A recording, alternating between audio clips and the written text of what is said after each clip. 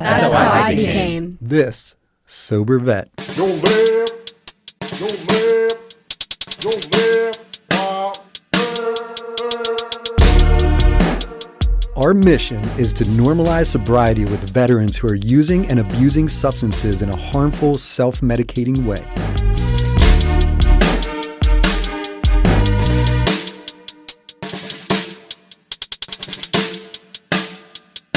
All right, welcome to This Sober Vet podcast. I'm your host, Joe Urick. I'm solo today. Dr. T is with one of her clients, so we wish her nothing but the best. And if no one told you yet, sobriety looks good on you. I actually wanted to jump into a quick FYI statement. This Sober Vet podcast exists because too many veterans are fighting battles in silence long after the uniform comes off. If you're listening today and you feel stuck, ashamed, or exhausted from carrying it alone, hear this clearly. Sobriety is not weakness. It is warfare. It is the daily decision to take your life back, to rebuild trust, to reclaim your identity beyond addiction, and to prove that your story is not finished. Healing does not erase what you've been through. It transforms what you've survived into strength that can save someone else. Stay in the fight. One day at a time, one choice at a time. You are not alone and you are not beyond recovery. So thank you guys for joining us. Super excited about today's guest. I have Dan Bridges, who is a Marine veteran. He's 15 years sober. Now he spends his time running marathons. Actually just did his 26th. Dan is the definition of sober and thriving. Let's dive into his story. Welcome, Dan. How are you? I'm doing great. Thanks, Joe. Definitely an honor to be here. I'm definitely glad I stumbled across this podcast. I've enjoyed every episode I've listened to. Oh, good. Thanks for your support. I appreciate that, and I appreciate you listening. And yeah, to be able to come on and share your story, because you never know who it might inspire. So this is definitely an honor to have you. So do you mind starting back at the beginning? Of all the branches, what made you choose the Marines? Like I said, I've listened to almost every single episode of your podcast, and I've been thinking about how I was going to answer this question. You know, I have a family history of military service, and so I had uncles in the Marine Corps, Army, Navy. One of my grandfathers was in the Navy. I had a grandfather that was in the Marines and in the Army. My father is a retired Air Force veteran. My brother served in the Army. As I mentioned earlier, Wow. my daughter is an Army veteran as well.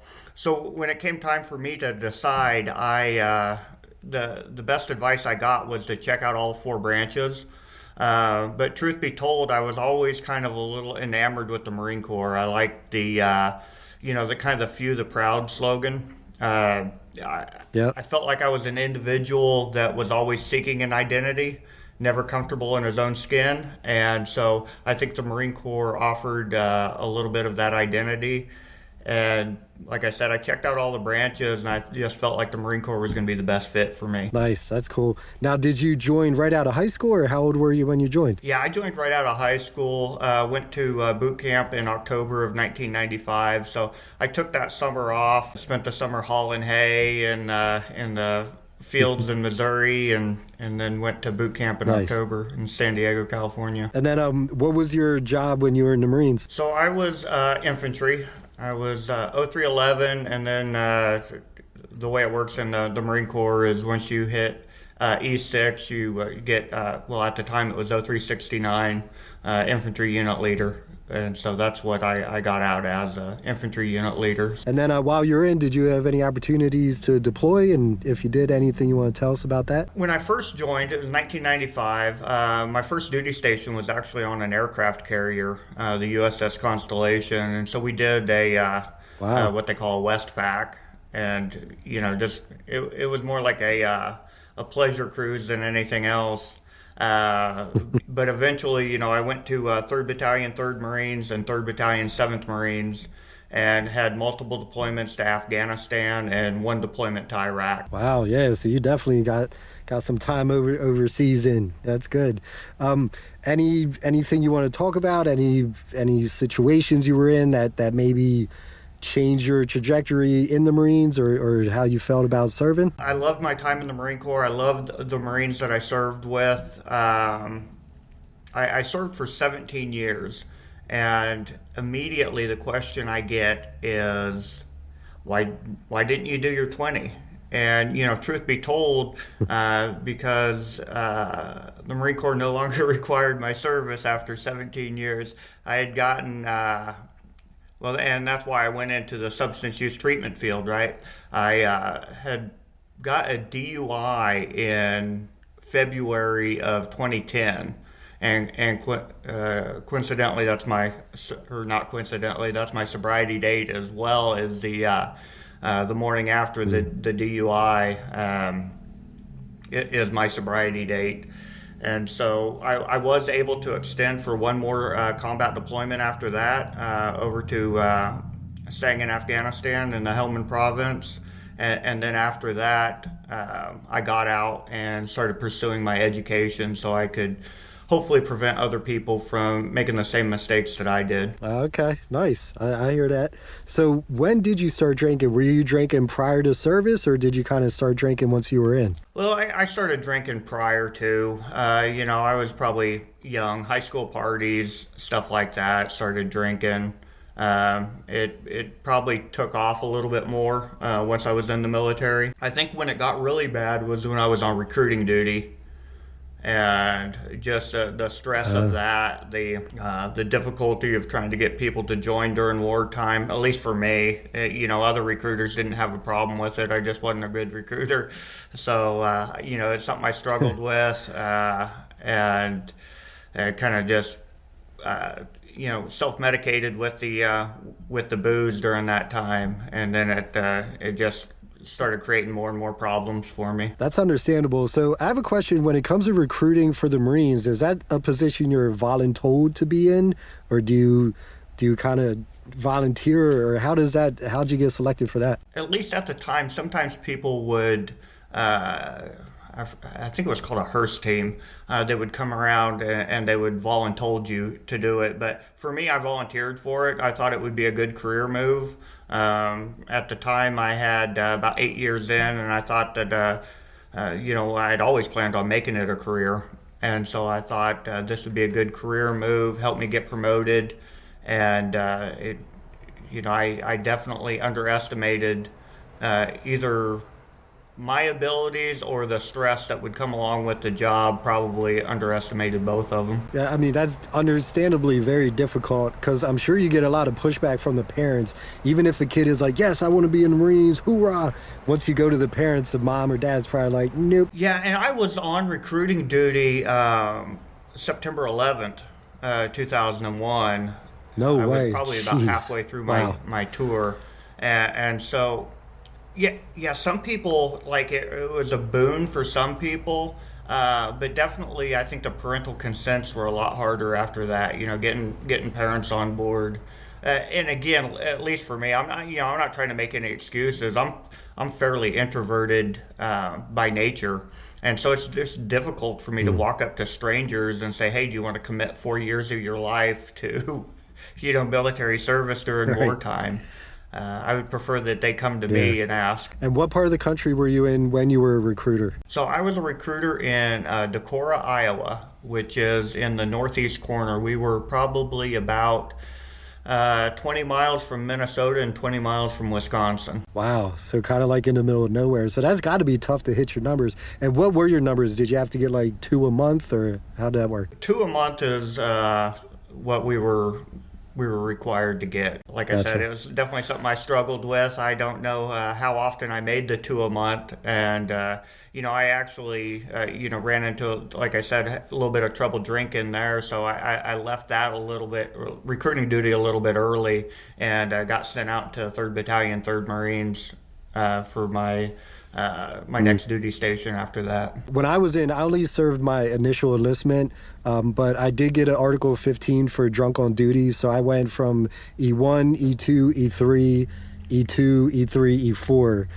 Did you get in any trouble, alcohol related, professionally? At the very end, I did. And so I had a total of 3 DUIs. During my time in. The very first one was right after that Westpac I told you about, when I was on the aircraft carrier. But that was back in the mid-90s, and I was home on leave, And so they never found out about it. I didn't volunteer the information. When I was Nice. on recruiting duty, I got another DUI.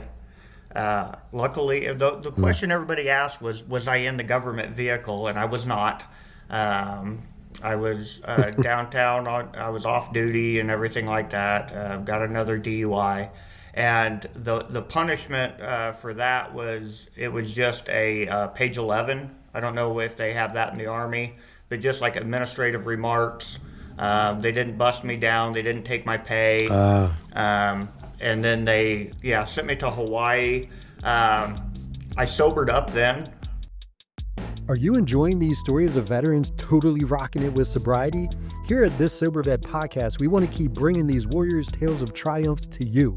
However, we need your help to make that happen. We're in need of sponsors for this Sober Vet podcast. That's right, now's the time to show your support, advertise your brand, or just make a monetary donation. It's easy. Just go to our website, www.thissobervet.com. To become a sponsor, fill out the form on our contact page. To donate, just click on Support the Mission. Let's keep shining a light for those still in the dark.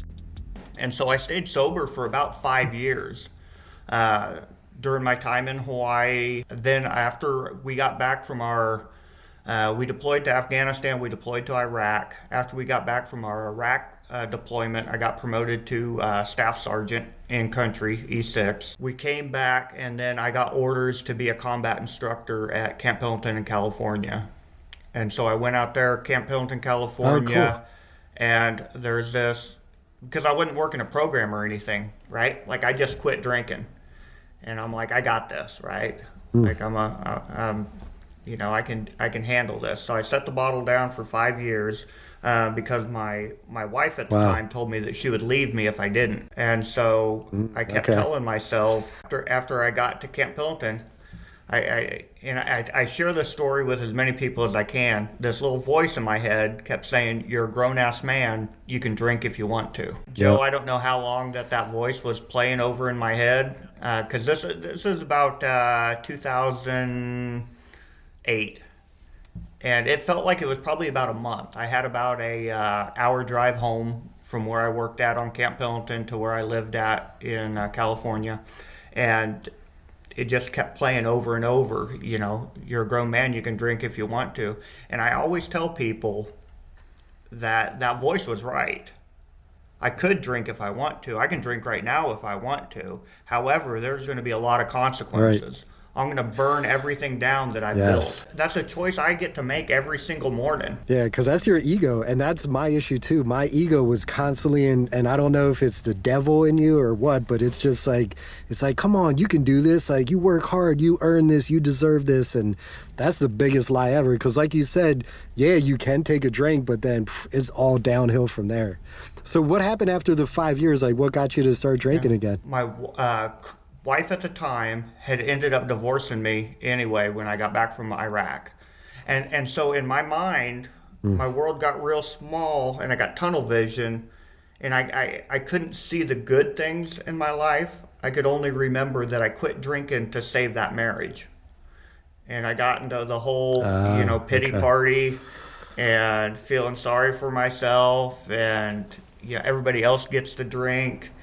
And that sort of thing. And I really think, looking back on it, I think it's because I was not working some sort of program. You know, I wasn't going to any meetings. I wasn't talking to anybody.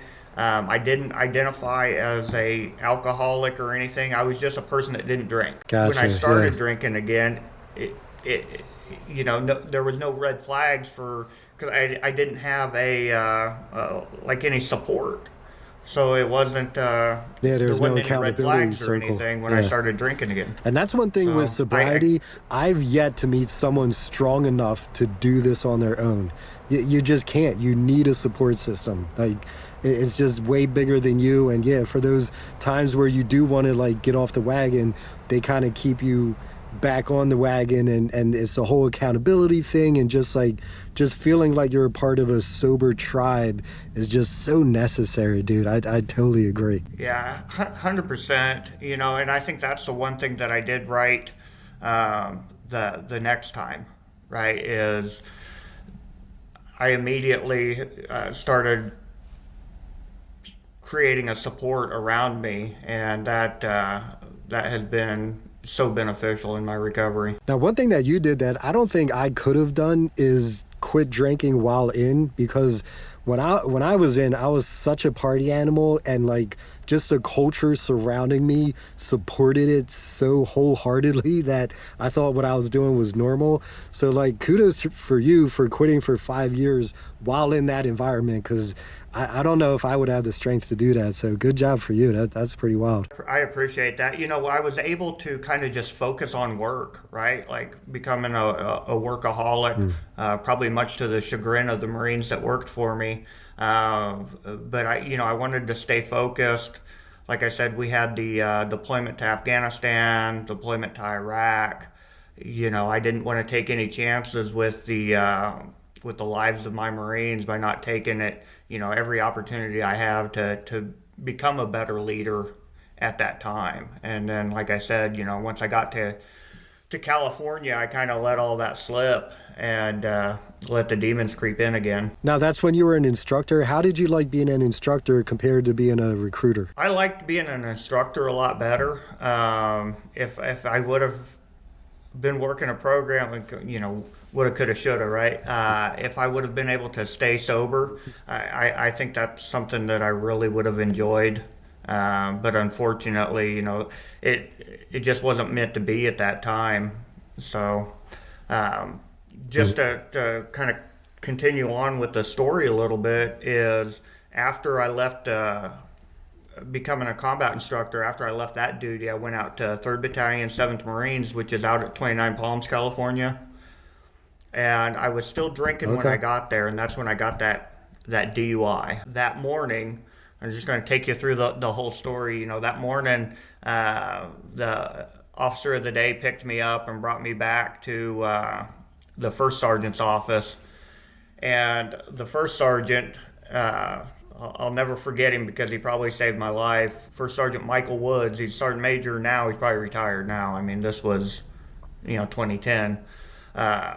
He sat me down and he started asking me, because I was fairly new to the unit. I'd probably been there less than a month. He starts asking me questions about my drinking, and then he says, "You're an alcoholic." And he didn't say it like judgmentally. Like, he said it with empathy and compassion. At least that's how I heard it. And, he said, he's like, we're going to get you to treatment. We're going to, I want you to start going to meetings every night. And, Joe, to tell you, I walked into that AA meeting in Joshua Tree, California, and I felt like I was finally around my people. It just felt like I was home. Oh, good. Nice. I had been to a couple of AA meetings before, and I didn't feel that way. Maybe it was me, maybe because I wasn't ready. But when I walked into that AA meeting, it was like, all right, this is your people. This is what you need to do to continue on. So had amazing experience with that. And so actually I started going there for about 2 weeks to a month before a bed opened up at a treatment facility. And then I went to a treatment facility for, the 30 days of treatment, came back, ended up going over to Afghanistan as a combat replacement for somebody that was injured, finished up the Sangin deployment with 3-7, came back, did another workup, did a final deployment as they called it a PMT, which was like a police mentor team or a police advisor team. And we were working with the Afghan nationals, their national police department. And that was my last deployment overseas. We got back in April, and by May I was home in Missouri, EAS. You went on a lot of deployments, and thank God for the intestinal fortitude that first sergeant had to realize there was a problem, call you out on it in an empathetic way, and then you took the action to do something like that.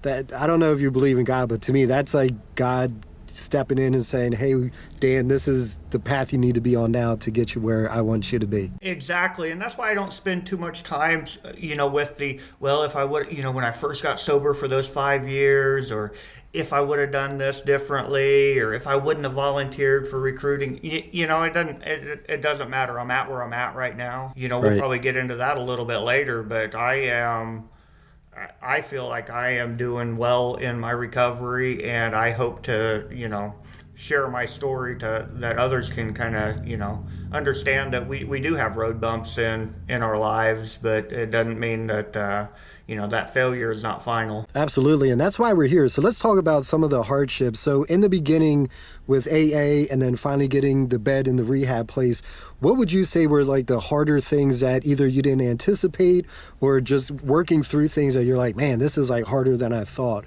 What were those kind of for you in the beginning? To be honest, I don't remember a ton of hardships. I think that we were so busy with the workups that either I was in the field or I was going to an AA meeting.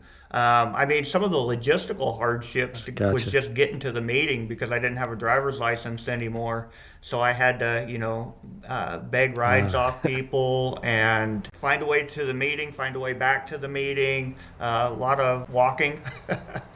A lot of bus rides, those sorts of things. Now, how would you say your fellow Marines were? Were they supportive of your sobriety journey? Did anyone make fun of you for it? Or no, everybody was, as far as I can remember, everybody was supportive. So, I was in E6, which, I'm assuming all these are, most of our listeners are veterans, but if anybody's not a veteran, that's like, lower middle management, right? Like you got some people under you, but you got a lot of people over you. So, the sobriety thing, if I was like an E1, E2, E3, E4, that it might have been a little bit different. There might have been a little bit more of a stigma.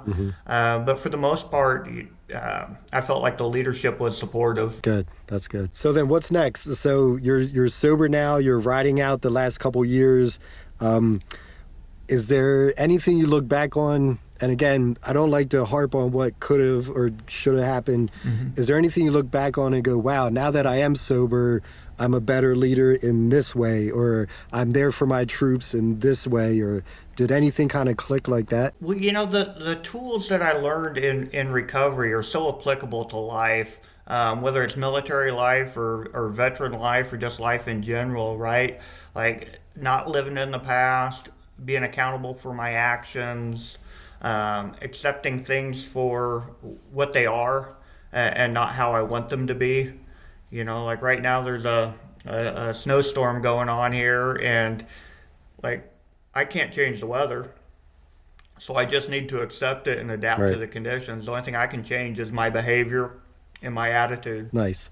Now, when you got out, what was your transition like? Was it hard to go from the everyday hustle of being a Marine to the kind of silence of civilian life, and how'd you navigate that? I'm glad that you asked me about that. It was extremely difficult for me. Like I said, I had just come off a deployment. I did the TAPS or TAMPS training, whatever they're calling it nowadays, some sort of training for veterans or for active duty before they transition.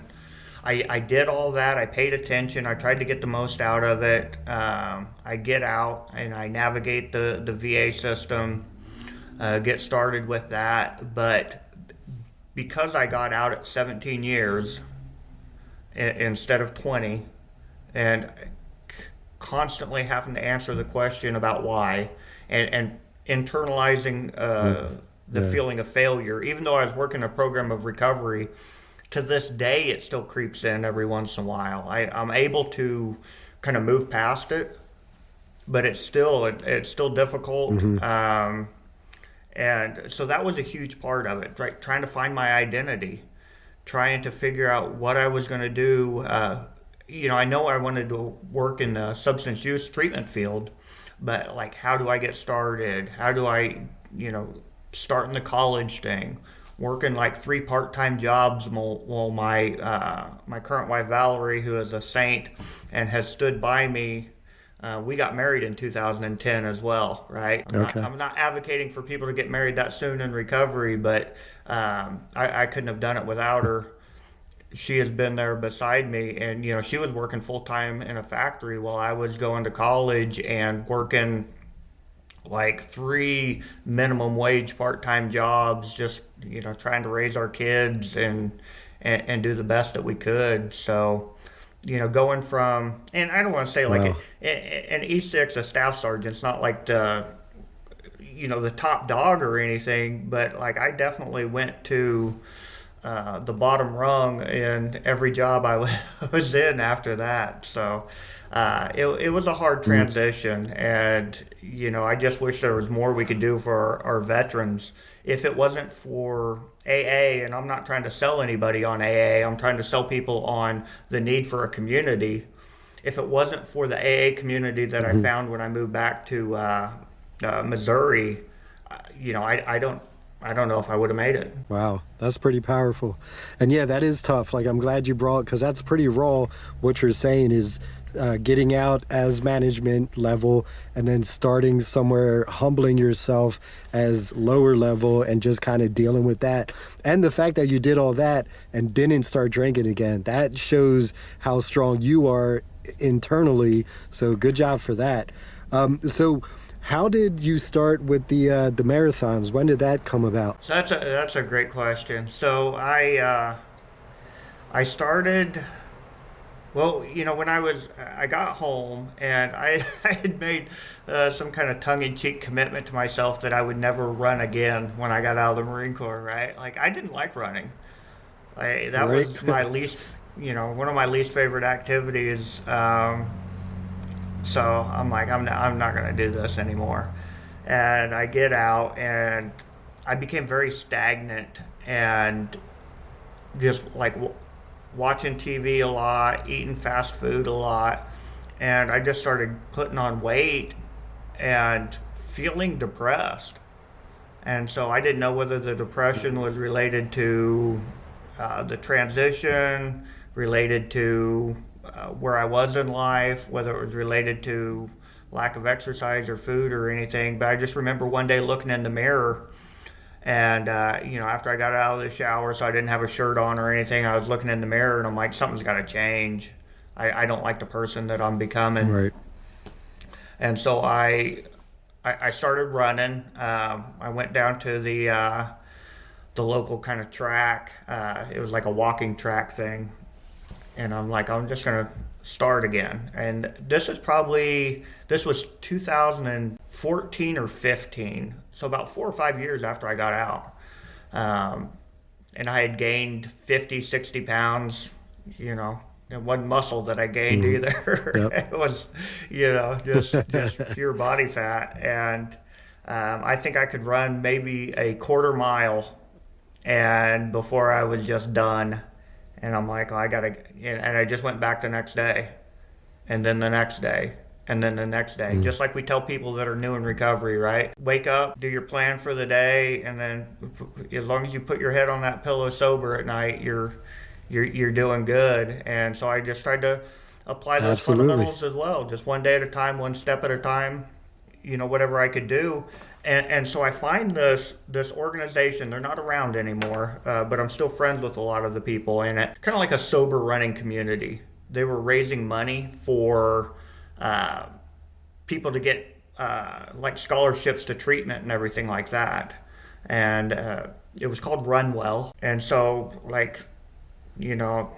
joined them on Facebook and reach out to them. Got to meet a lot of cool people through that organization. Mike Martinez, he's down in Jacksonville, Florida, and he's still doing it. He's an Army veteran. He's still, at it, chugging away with the running as well. And I was able to raise some money for our local juvenile drug court by going to New York City and running the New York City Marathon. Yeah, that was my very first marathon, and it was life-changing. Attention veteran entrepreneurs, we've got a special announcement just for you. Marathon Business Advisory Services is proud to present a unique opportunity, a J-Dog franchise, veteran-owned and ready for its next chapter. Whether you're looking to own your first business or grow through acquisition, this could be the perfect fit. And the best part, it's completely confidential, with no cost and no obligation to explore the opportunity. Just reach out to Jay Calandra at j.calandra@marathonbas.com to learn more. Support veteran success. Build your future. Let Marathon guide the way. I got back to the hotel room that night after the marathon, and the wheels fell off. I did horrible. Didn't come close to my time goal or anything like that. But I immediately signed up for the Chicago Marathon when I got back. Nice. I remember that day I made a commitment that I wanted to run 50 marathons in 50 states. And I remember having a conversation with somebody at one of the places I worked. I'm like, I said, I think I'm going to run 50 marathons in 50 states. And she's like, well, how many you got done? And I said, one. But I'm sticking with it, right? I know it's been 10 years, but I got 26 of them down now. So that's awesome. Wow, that's amazing. What would you say your favorite one was now that you have 26? They're all different for all different reasons. New York holds a special place in my heart. I always tell people that because you run through all 5 boroughs in the New York. It's my first one. And to see so many different populations, so many different cultures coming out, and they're all just lining the streets cheering people on. And so that was nice. Amazing. This year I was able to do Alaska, which was very meaningful for me because another shout out to a veteran, Josh York. He is we were roommates together in Quantico, Virginia, right before I went on recruiting duty. And he ended up getting out and joining the Army, and he retired as a major in the Army. And so we were corporals together, living in this 2-bedroom room in the barracks, and we're still good friends to this day. So he put me up at his house. My wife and I got to fly up to Alaska, run the Anchorage Run Fest. Saw a moose and 2 babies on the course. It was a great experience.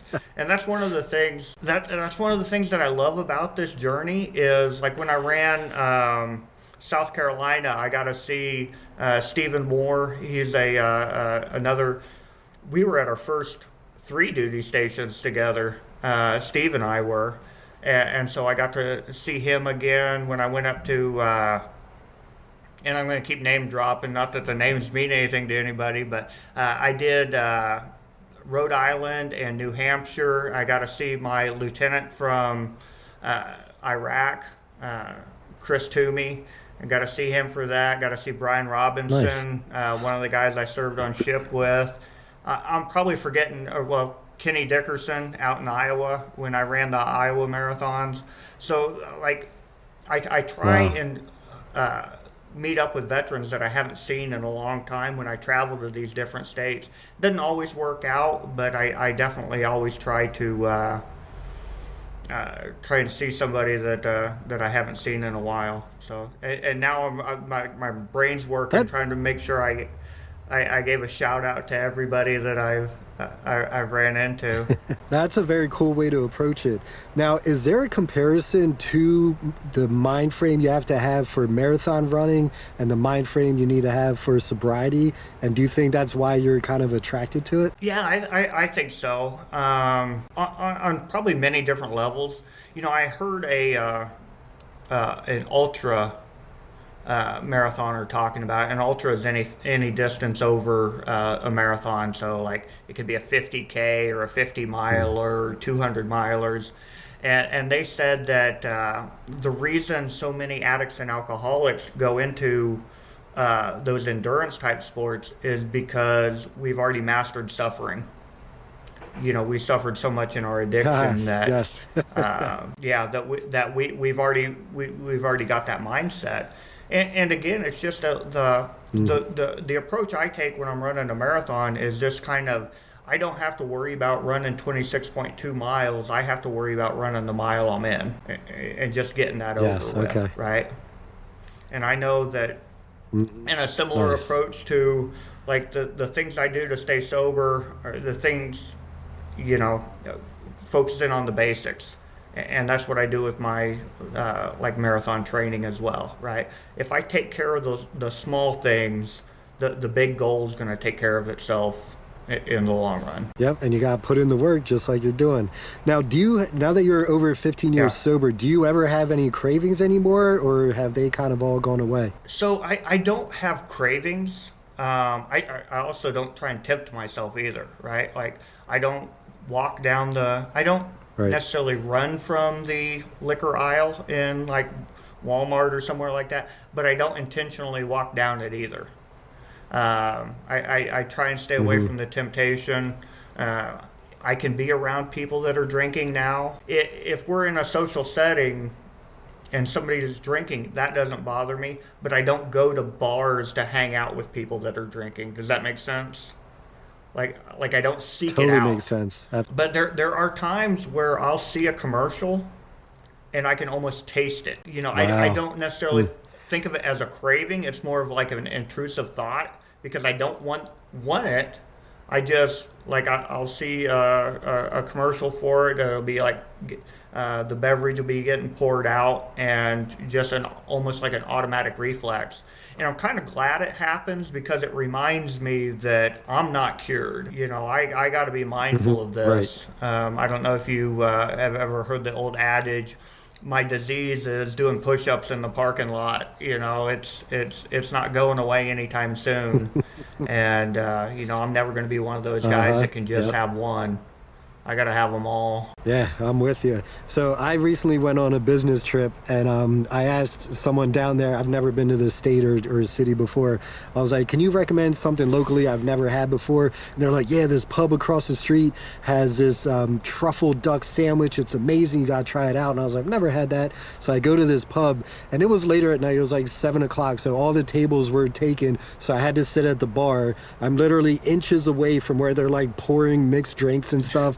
And I'm just like, man, I need to get this sandwich and like get out of here. Cause like, not that I have the cravings, but like even just sitting there and looking around, like there's people with their faces are red. They're talking really loud. They think they're funny, but they're just annoying. And I'm just observing this and I'm like, wow, like when I was there, I was having such a great time, but I probably just looked as stupid and sound as stupid as that guy does, you know? And it makes me so grateful I'm sober, but it also made me uneasy. Like I got to eat and leave. Cause like, this is not my vibe. That's definitely the way I was. You know, I was never an angry drunk, but I know I was obnoxious.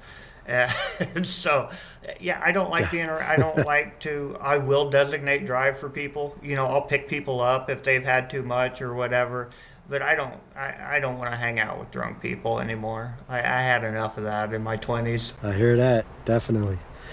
So, I'd like to kind of wrap up, unless there's anything else you want to bring up. I'd like to wrap up each episode with a message to someone who's on the fence, someone who maybe stopped drinking for like a week or two, but like starts drinking again and they just kind of can't get over that sobriety hump.